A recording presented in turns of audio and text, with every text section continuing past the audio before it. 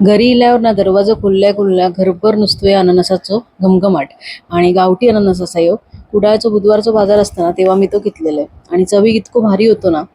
चढवाक ना आंब्यापेक्षा जास्त हे अननसच आवडतं. त्याका सांगले आता वाईस का आणि बाकीचं उद्या का, कारण परत जेवचा पण होता. फिरान फिरान दमलेले म्हणून ना फक्त पिठी भात केले. तोंडाक सध्या आताशे आंबे तर असतच आणि शेजारच्या वहिनींना आंब्याचा रायता पण दिला होता. तुमका ना पिठी भाताचो एक किस्सो माका सांगूचो असा, तो काहीतरी सांगतलंय मी. पिठी भात म्हणजे ना आमचं तरी भरपूर आवडीचा विषय आणि मस्त बाहेर बसूनच आम्ही सगळे जेवलो. ह्यो बोको बका ना, तेका ना आमचो वास कसो लागतो माहिती नाही, बरोबर येळेवर कुठून तरी हजर होता. आणि गावी असतो ना की रात्री 12 काय आणि 1 काय आमका काय झोपूची इच्छा होत नाही. एवढं दमून परत शतपावली करू आम्ही घराबाहेर पडलो.